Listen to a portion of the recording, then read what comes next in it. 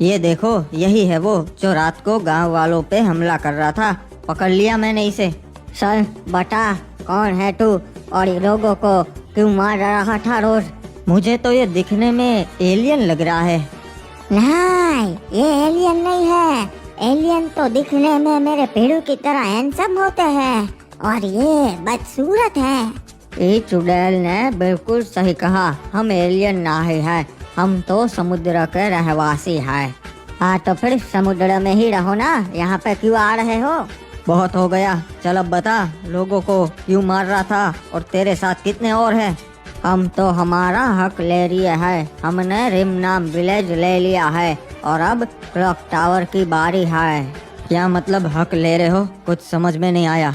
सबसे पहले हम ही यहाँ रहते थे, समुद्र और जमीन पे। फिर तुम इंसान आए और हमको यहाँ से समुद्र में धकेल दिया। तुम लोगों ने हमारा अटलांटिक्स भी डुबा दिया, इसलिए अब हम हमारा हक वापस लेंगे, जमीन पे कब्जा करके। अगर तुम हमारी जमीन पे कब्जा कर लोगे तो हम कहाँ जाएंगे?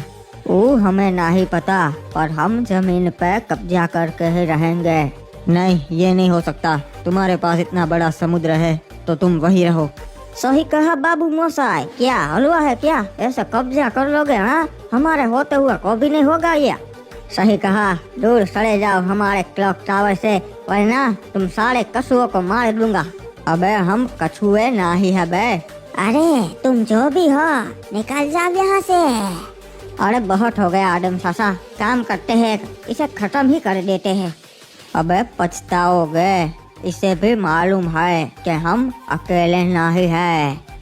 अरे क्या पछताओगे? अगर मार दिया तो क्या कर लेगा बे? मेरी पूरी सेना बाहर राह देख रही है। अगर मैं थोड़ी देर में यहाँ से उन तक नहीं पहुँचा तो वो सब लोग क्लॉक टावर पर हमला कर देंगे। बाबू मौसा ये क्या? ये तो अपनी पूरी सेना लेकर आया है।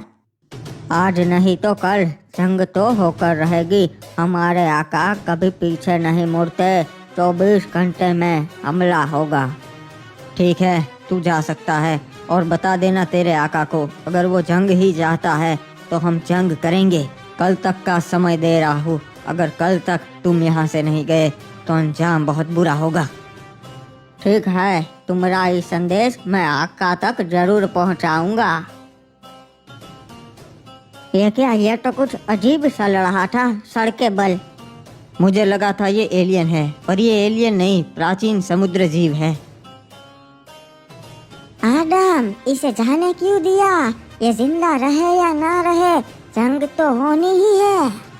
नहीं ग्रैनी, अगर अभी इसे मार देते तो वो तुरंत हमला कर देते और अभी हम तैयार नहीं है, उनकी सेना बहुत बड़ी होगी। अरे आदम सासा, क्या मतलब तैयार नहीं है? 24 घंटे में क्या खाक तैयार हो लेंगे हम?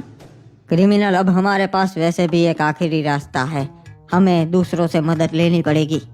हमारी मदद कौन करेगा आदम सासा? सही कहा, जितने भी जान पहचान वाले हैं सबको बुलाना पड़ेगा। डाकू चाचा, ग्रैंडपा। नहीं, उस हैवान को मत बुलाना।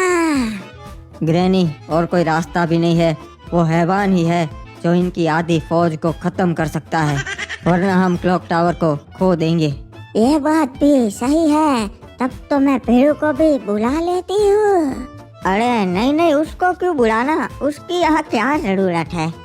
नहीं क्रिमिनल, ग्रैनी ने सही कहा, जितने ज्यादा लोग होंगे उतना हमारे लिए सही होगा।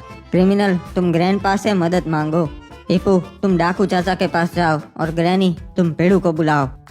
ठीक है, पेड़ू से अभी बात करती हूँ मैं।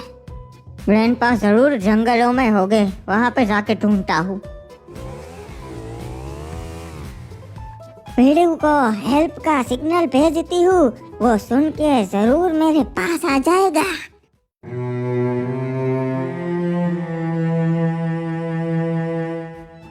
ये लो, पहुँच गया। लगा ही था कि ग्रैंडपा यहीं पर ही होंगे।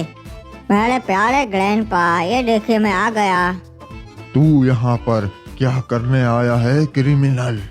बहुत बड़ी मुसीबत आ पड़ी है ग्रैंडपा हम पे। समुद्र के जीवों से जंग होने वाली है, तो हमें आपकी मदद चाहिए उनसे लड़ाई करने के लिए। वो तो तुम्हारा मैटर है, मैं तुम्हारी मदद क्यों करूँ? ग्रैंडपा, आपको हमारी मदद करनी ही पड़ेगी, वरना क्लॉक टावर हमारे हाथ से चला जाएगा। देख, सीधी सी बात है, इसमें मेरा क्या फायदा है?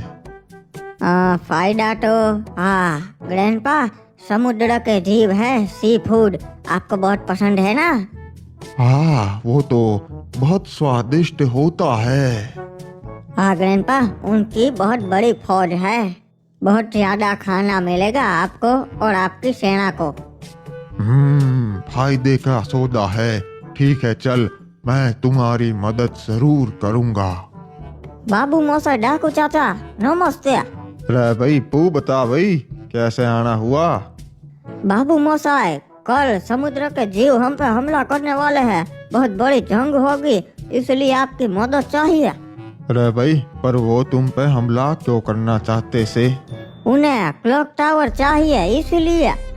अच्छा भाई, सालों में इतनी हिम्मत से काट डालूंगो एक एक को, और चिंता मत करो, मैं तुम्हारे साथ हूँ। ठीक है, तो डाकू चाचा कल सुबह अपने आदमियों के साथ क्लॉक टावर पे आ जाइए।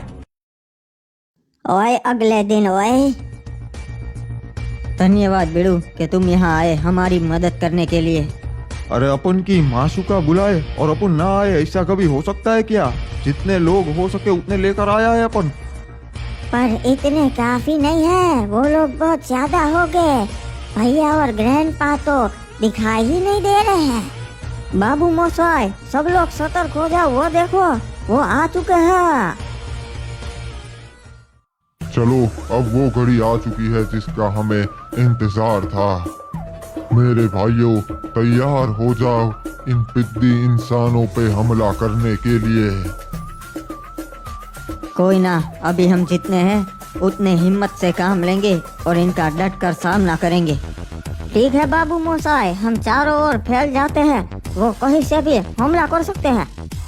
चलो, पहली टुकड़ी सामने से हमला करेगी और दूसरी वाली पीछे से। चलो भाई, समय आ चुका से, उन्हें ना मालूम कि हम यहाँ पर छुपे से। अब सामने जाके उन्हें चौंका देते से और सबको खत्म कर देते से।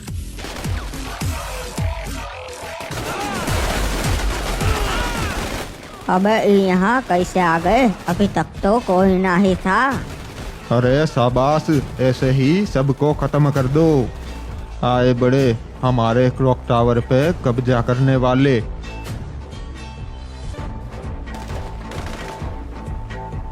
मैंने कल ही संदेश भिजवाया था कि यहाँ से दूर चले जाओ, पर तुम लोग नहीं माने, तो अब सारे मरोगे, कोई भी जिंदा बच के यहाँ से नहीं जा पाएगा।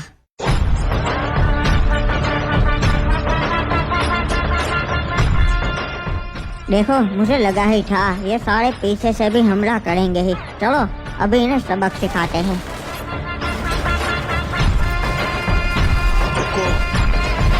टाइगर का हुक्म। मेरी जाने मन के घर पे हमला करना था रे। आए बड़े।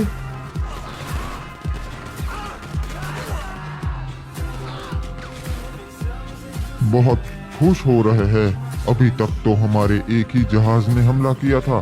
चलो, अब सब हमला करते हैं। अगर ये सारे लोग जमीन पर आ गए तो इन्हें रोकना बहुत मुश्किल हो जाएगा। तो अब यही बेहतर होगा कि इन्हें इनके जहाज में ही मार दूं। एक साथ सभी का सफाया हो जाएगा।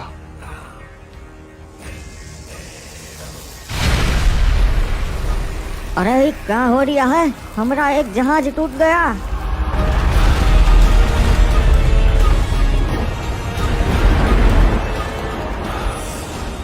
अब कभी यहाँ पे मत आना।